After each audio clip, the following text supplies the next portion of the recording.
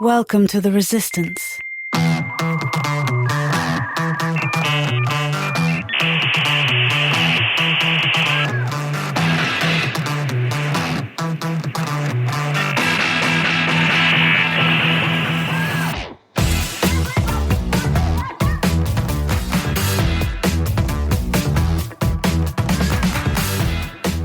Hey Xers, and welcome back to Gen X Resistance, the podcast that remembers when movies had a little bit of a bite, not just a barcode.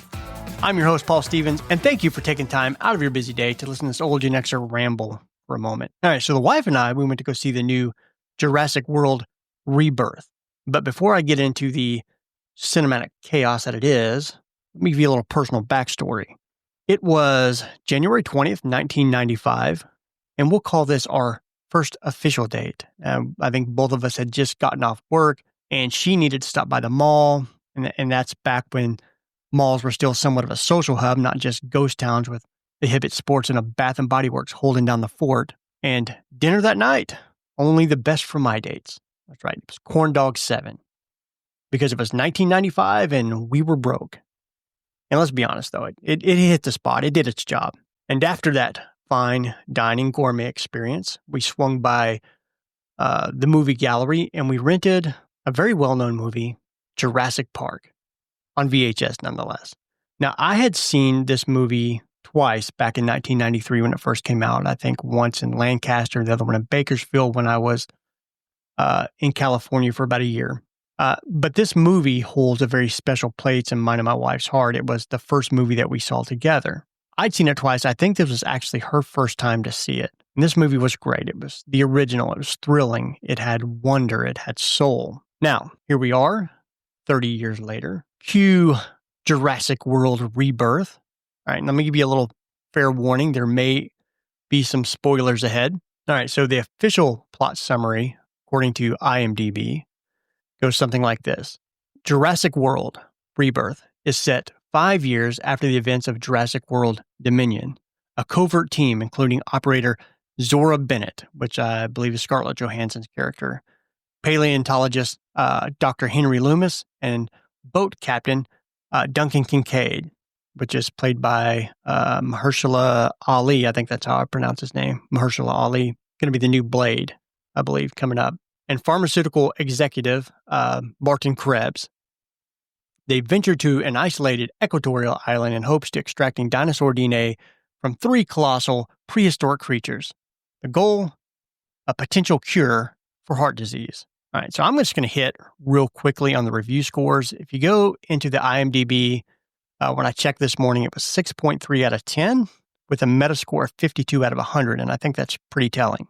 Rotten Tomatoes had the critic score at 56%, and 72% for the audience. And that 72% audience score on Rotten Tomatoes, I think is a little overinflated. Over 5,000 verified. Now, you can't see me because it's audio, but I'm holding up the quote signs of verified ratings, and that number seems to be just a bit too generous given the film's content. I feel like somebody may have let the bots in on this one. 72% for this is yeah. Critics, I believe, mostly have this right. You know, they praise the visuals, but they knock the recycled storylines, the shallow characters, lack of anything new. The audience score might suggest that there's a split view, but when you dig a little deeper, most of those positive reviews sound a little over the top. Like, best movie ever. It's like, I don't think so. Look, now I normally don't align or side with the critics, and it's not because I think they're snobs. I mean, some may be. But it's because they watch movies differently than we do, right? Say that they watch movies kind of like a building inspector would, right? Is this structurally sound? Did it pass the checklist? Is it up to code? So they've got all of these boxes that they try to check off to see if this is a good movie or not. Meanwhile, most of the audience just want to be entertained. We want the movie to return the value of the ticket price and the overpriced snacks that we bought. Our checklist is, are we engaged? Does it waste our time? Because if it does all of those things, then it's a win. Well, that being said, I have to admit, this time, I believe the critics got this right. I went into this movie and I really really wanted to like this movie. I went in with high hopes. Okay, maybe low, but genuine. But what I got was this beautiful, hollow, cliche-riddled mess. Now, I'm going to start a little bit with some of the good, because there was some good to this movie. Very little, but there was some. The cinematography in this movie was fantastic, absolutely gorgeous. Anytime they make a Jurassic Park movie, it seems like the landscaping in these movies are fantastic. They're just beautiful. CGI dinosaurs, they were done right. We'll get to the mutated dinosaurs towards the end of this. We'll talk a little bit about that later. So I believe it was stunning. And there was one legitimate, real good action scene I really liked in it. And it was the boat attack. And it was right before it runs aground on the beach. It had tension. It had pacing. It seemed like it had high stakes. And for a second, I thought, all right, okay, we're getting somewhere. But then everything else happened. In my opinion, this movie, it doesn't just lack identity. It has a full-on identity crisis.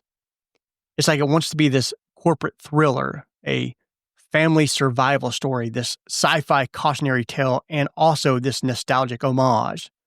And it wants to do all of this all at once. And instead of weaving those things together, they just awkwardly gorilla glue them side by side, hoping that you won't notice the tonal whiplash. But we're Gen X, and we notice everything. I also think it completely rips off Jaws blatantly in a few scenes. I half expected the Mosasaurus to start humming the shark theme song. It pivots to reheated Jurassic Park moments stitched together like some kind of weird fan edit made on an old Dell desktop, not the good kind either. And this point may be a little controversial. The villain, if you want to call him that, yeah, he's kind of a douche, sure. He's a pharmaceutical exec named Martin Krebs. And you know what his evil plan is? To cure heart disease. That's it.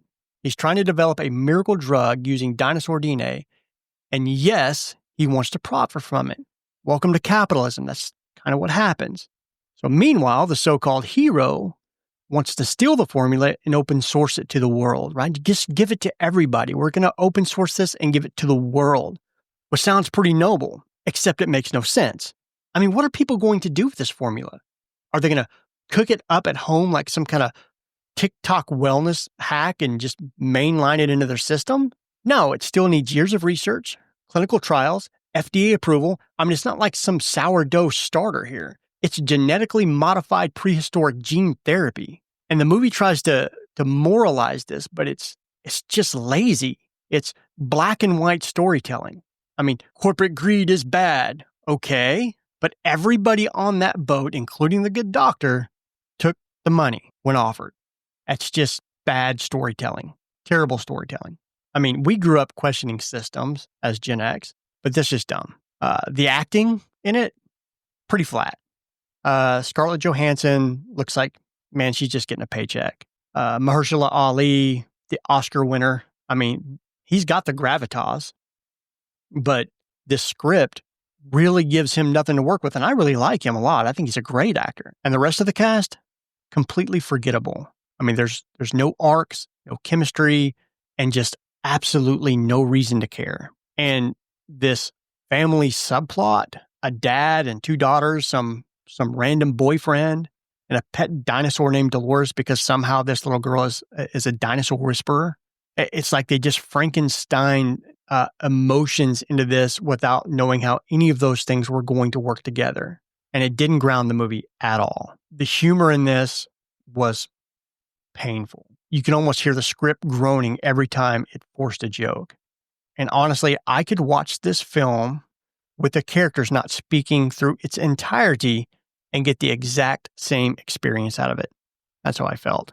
And then there's the science. The movie claims that dinosaurs can now only survive in high oxygen equatorial zones. Yeah, well, look, that's not science. It's 21%, just like it is at the North and South Pole.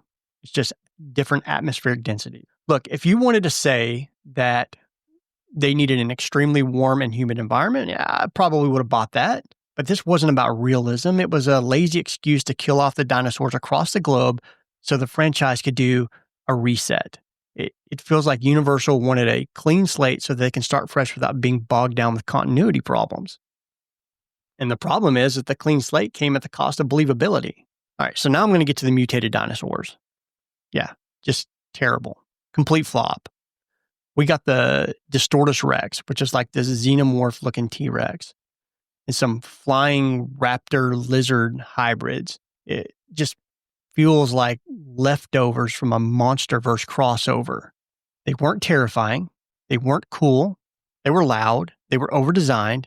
They were completely forgettable. They tried to recreate the kitchen scene from the original, but they did a terrible job even with that. It's like they were built for a video game cutscene that never got made. They're not memorable. They're not memorable villains or biological marvels. They're just noise. You knew who the villains were in the original. It was the Raptors. They had character. And this movie lacked that level of suspense. And I think that's part of the problem.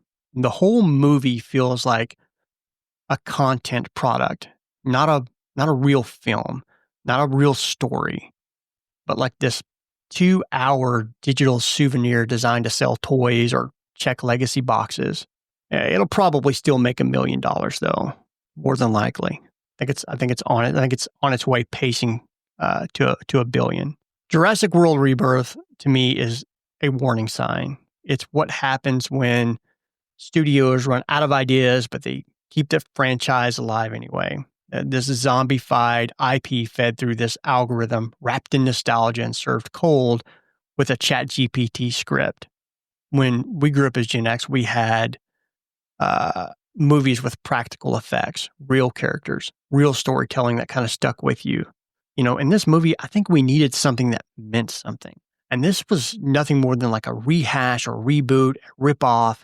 In my opinion, and you may think something different. If you do, let me know. But I believe it was a waste of my money and time. And I think that we deserved better. That's fine too. Thanks for listening to Gen X Resistance. If this episode made you nod, shake your head, or shout exactly, then hit that follow button. And remember, we don't need more reboots. We need more originality. And if you'd like to reach out to me, you can do so by sending me an email through genxresistance@gmail.com or leave a message to the fan mail link that's in the show notes.